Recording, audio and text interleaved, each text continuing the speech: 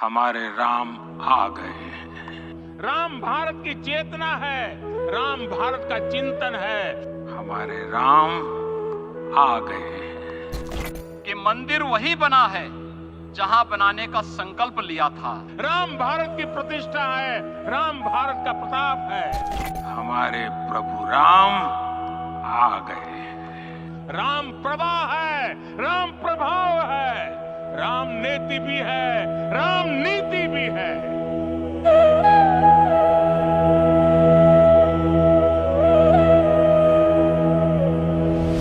दोस्तों 22 जनवरी 2024 का ये दिन आप और हम लोगों की अंतिम सांसों तक याद रहने वाला दिन बन गया। दोस्तों कहते हैं कि मरने के कुछ वक्त पहले इंसान की आंखों के सामने से उसके जीवन के सारे पल गुजर जाते हैं और ये कहने में कोई हर्ज नहीं कि आप और हम जब भी इस दुनिया से विदा लेंगे तो रामलला के प्राण प्रतिष्ठा का वो पल हमारी आंखों के सामने से जरूर गुजरेंगे और देखना एक बार फिर आपकी आंखें भर जाएगी और हम सभी खुद को काफी सौभाग्यशाली मानेंगे कि हमारा जन्म उस काल में हुआ जब रामलला वापस आए, या यूं कहे कि मरते दम तक हमारे दिलों में वो पल जिंदा रहेगा। राम राम राम राम देखने के बाद एक ऐसा पल जिसे देखकर शायद ही कोई भारतवासी न रोया हो, जिसे देखकर शायद ही किसी की आंखें नम न हुई हो और जिसका गवाह बनकर शायद ही कोई हिंदू होगा जो भावुक न हुआ हो। और सच कहूँ तो जिस दौरान मैं ये सब बातें कर रहा हूँ मेरे शरीर का रोम रोम कांप रहा है। मैं अभी भी उस पल की दिव्यता को महसूस कर पा रहा हूँ। वही गोविंद गिरी जी महाराज ने जो नरेंद्र मोदी जी के लिए जो अपने भाव प्रकट किए वो वाकई लाजवाब थे। मुझे अभी भी ये यकीन नहीं हो पा रहा है कि क्या सच में रामलला अपने वापस घर लौट आए। यकीन मानिए दोस्तों, आपको अपनी जिंदगी से जितनी भी शिकायत, जितने भी गिले शिकवे क्यों न हो, आपको ईश्वर से शिकायत हो सकती है बहुत कुछ, और हो भी क्यों ना जब प्रभु अपने हो।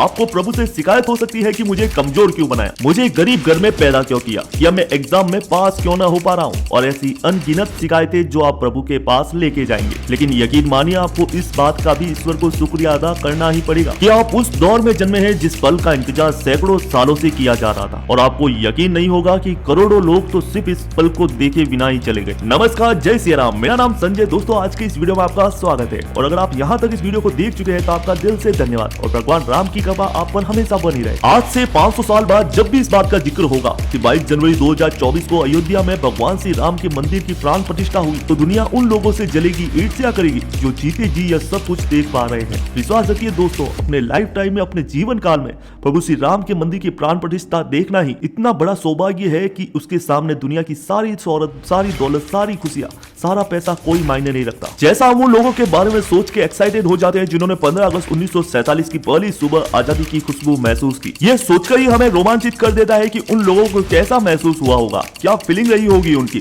ठीक उसी तरह आज से 500 साल बाद जब भी लोग 22 जनवरी 2024 का दिन याद करेंगे तो रोमांचित हो उठेंगे।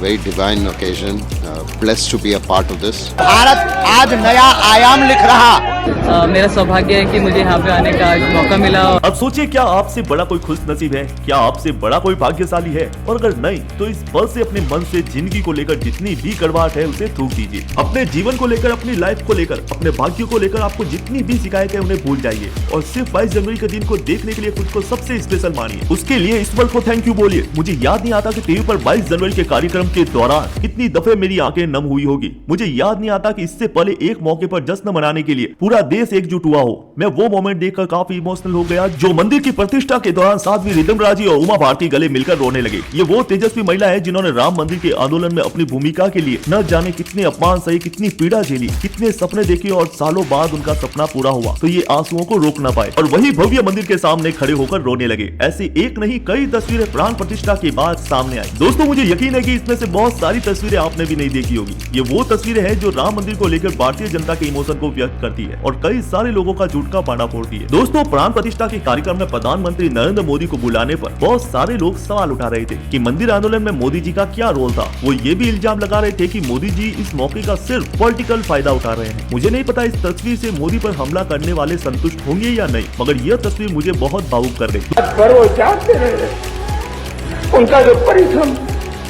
दोस्तों ये दो तस्वीरें ये बताने के लिए काफी है कि वक्त से ज्यादा ताकतवर कोई नहीं होता। पहली तस्वीर जो कि 33 से 34 साल पुरानी है, जिस वक्त मोदी जी न तो गुजरात के मुख्यमंत्री थे न उनकी गिनती बीजेपी के बड़े नेताओं में होती थी। वो एक आम असहाय हिंदू भारतीय की तरह मंदिर आंदोलन के लिए जान देने वालों को याद करते हुए रो पड़े। वो उस वक्त उतने ही मजबूत थे जितना कि मंदिर की चाह रखने वाला हर एक आम हिंदुस्तानी जो सिर्फ अपने प्रभु को टेंट हुआ देख कर रो सकता था मगर उनके लिए भव्य मंदिर नहीं बना सकता। मगर वही अयोध्या थी, वही नरेंद्र मोदी और वही भारतीय राजनीति। इन 35 सालों सालों में वक्त का पहिया ऐसा घुमा कि उसने सारी चीजें 360 डिग्री बदल के रख दी। मोदी पहले गुजरात के मुख्यमंत्री बने, फिर देश के प्रधानमंत्री, फिर अदालत में रामलला ने अपना मुकदमा जीता और टूटने के करीब 500 साल बाद जब रामलला का मंदिर बना तो उसकी प्राण प्रतिष्ठा का विधान करने वाले नरेंद्र मोदी ही थे। चलिए, अगर आप एक पल के लिए अगर आप पॉलिटिक्स को साइड में कर दे और अपने ड्रीम, अपने सपने को पूरा करने के लिए हिम्मत, हौसला और दृढ़ता की ऐसी कोई दूसरी मिसाल, ऐसा कोई दूसरा एग्जाम्पल आपको आने वाले सैकड़ों सालों में कहीं देखने को नहीं मिलेगा। दोस्तों, मंदिर बनना सिर्फ एक हिंदुओं के संकल्प की जीत नहीं,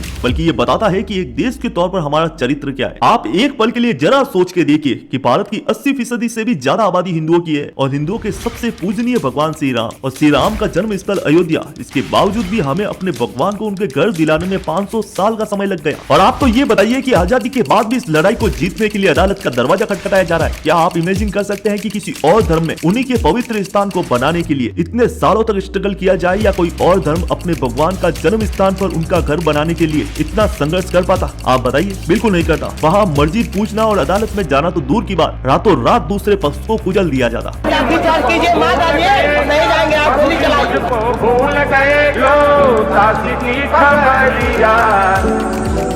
आज मंदिर बनने पर लोगों की खुशी को देखकर हैरानी भी हो रही है कि दूसरे पक्ष को अच्छे से पता था कि अयोध्या में प्रभु श्री राम के मंदिर बनना हिंदुओं के लिए कितना इंपॉर्टेंट था, कितना मायने रखता था। मेरी बात को मत जाइएगा, आपके आसपास के लोगों, माहौल पर नजर डालिए, अपनी सोसाइटी, अपने मोहल्ले, अपने शहर और मोबाइल में आ रही वीडियो पर नजर डालिए और बताइए कि क्या आप आसपास के लोगों पर कभी एक साथ एक कार्यक्रम के लिए इतनी खुशी, इतना एक्साइटमेंट कभी देखा है? और यही मेरा कहना था कि ऐसा तो नहीं ना कि दूसरे पक्ष को यह पता नहीं था कि हिंदुओं के लिए भगवान श्री राम के क्या मायने हैं। फिर भी उन्होंने न सिर्फ एक पक्ष की भावनाओं को समझा, न उनके कल्चर और धर्म की इज्जत की, बल्कि सैकड़ों सालों के संघर्ष के बाद जब सुप्रीम कोर्ट ने फैसला सुना दिया, तब भी वो जहर उगलने लगे। ट्विटर पर आपको ऐसे सैकड़ों अकाउंट देखने को मिल जाएंगे जो प्राण प्रतिष्ठा के दिन भी मंदिर बनने को लेकर जहर उगल रहे थे। वो विवादित ढांचा तोड़कर मंदिर बनाने की बात तो कर रहे थे, मगर उनके पास इस बात को लेकर जवाब नहीं था कि उन्हें कैसा लगता अगर उनके पवित्र स्थान को तोड़कर कोई दूसरा पक्ष मंदिर बनवा लेता। जब उनसे ये पूछा जाता कि क्या विवादित ढांचे को क्या मंदिर तोड़ के नहीं बनाया गया, तो उस पर वो कुछ भी नहीं बोलते और ASI की रिपोर्ट को भी नहीं मानते। वो सालों तक विवादित ढांचे में हो रही पूजा को भी नहीं कबूल करते। वो बस मंदिर बनने की बात से लगातार जहर उगल रहे थे। प्रभु श्री राम का अपमान करने वाले पहले भी थे और आज भी है,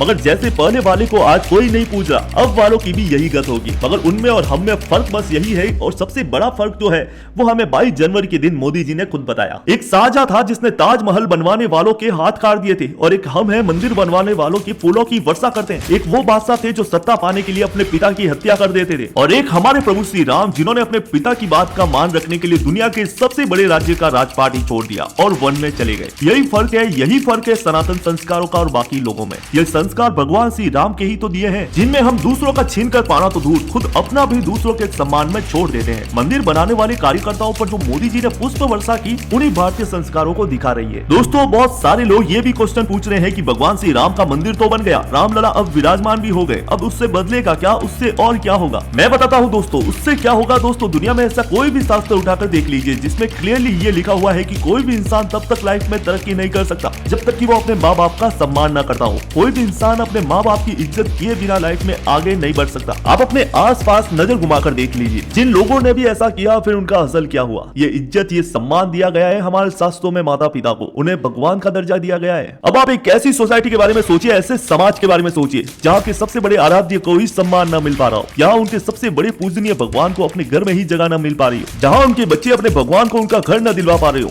यहाँ उनके प्रभु श्री राम एक टेंट में बसेरा करते हो। भगवान राम ने 14 साल का वनवास अपने पिता के वचन पालन करने के लिए खुद भुगता था। अगर इस देश में 500 सालों का वनवास वो इसलिए भुगत रहे थे क्योंकि उनके भक्त, उनकी संतानें उनको घर नहीं दिलवा पा रही थी, और जो देश, जो सोसाइटी अपने ईश्वर को ही उनका घर नहीं दिलवा सकती, उनका सम्मान नहीं दिलवा सकती, वो भला क्या ही तरक्की करेगी। इसीलिए जो भारत एक समय सोने की चिड़िया हुआ करता था, जिसकी संपन्नता के आगे आज के अमेरिका और यूरोप पानी भरा करते थे, वो भारत देखते ही देखते दुनिया के सबसे पिछड़े देशों में शामिल हो गया। और अब देखिए 90 के दशक में जैसे ही प्रभु श्री राम के सम्मान की लड़ाई शुरू हो गई, ये देश भी उसी वक्त तरक्की करने लगा। कारण चाहे जो भी हो, लेकिन उन दोनों घटनाओं का एक ही वक्त होना कोई कोइंसिडेंस नहीं हो सकता। और आज 2024 में सालों की लड़ाई के बाद प्रभु श्री राम अपने घर में विराजमान हो गए, तो इस भारत राष्ट्र को आगे बढ़ने से कोई नहीं रोक सकता। इस देश की आत्मा का सबसे बड़ा कलंक जो है वो धुल चुका है। इस देश की सामूहिक चेतना पर जो सबसे बड़ा बोझ था वो अब हट गया है। इसीलिए 22 जनवरी 2024 के बाद से हर एक दिन भारत एक नई सुंदर तस्वीर तस्वीर रचेगा और भारत तरक्की की उस ऊंचाई को छुएगा और भारत फिर एक बार सोने की चिड़िया बनकर उभरेगा। आज भारत दुनिया का इकलौता ऐसा देश है जो रूस से तेल लेता है और जिसके प्रधानमंत्री व्हाइट हाउस में न्योता पाते हैं। आज भारत वो देश है जो दुनिया भर में फैली मंदी के बावजूद भी बचा हुआ है। दोस्तों, भारत इकलौता ऐसा देश है जो कि 60% की दर से तरक्की कर रहा है। करने को तो बहुत कुछ है दोस्तों, मगर मैं चाहूंगा कि उन चीजों को बताने की बजाय आइए उन चीजों को होते हुए देखा जाए। और दोस्तों, अंत में यही कहना चाहूंगा कि प्रभु श्री राम की संतान होने के नाते हम सबका सालों पुराना अधूरा सपना पूरा हो गया और उम्मीद करते हैं कि ईश्वर की नजर में हमारा यह पश्चाताप पूरा हो गया। इसी के साथ प्रभु श्री राम हमारे भाग्य के द्वार जरूर खोलेंगे। अभी तो काशी और मथुरा की लड़ाई भी बाकी है, वो भी जरूर लड़ी जाएगी, मगर फिलहाल वक्त है इस पल के आनंद का। और दोस्तों, ये था भव्य राम मंदिर के प्राण प्रतिष्ठा का आज का कार्यक्रम, हमारा आज का ये वीडियो। और अगर आपको ये वीडियो पसंद आया हो तो प्लीज वीडियो को लाइक करना और ज्यादा से ज्यादा इस वीडियो को शेयर जरूर कीजिएगा और कमेंट बॉक्स में जय सिया राम जरूर लिखिए। और अगर आप चैनल पर नए हैं तो प्लीज चैनल को सब्सक्राइब कर पास में दिए गए बेल आइकन को ऑन कर दीजिएगा। और तब तक के लिए मिलते हैं नेक्स्ट वीडियो में। आपका दिन शुभ रहे।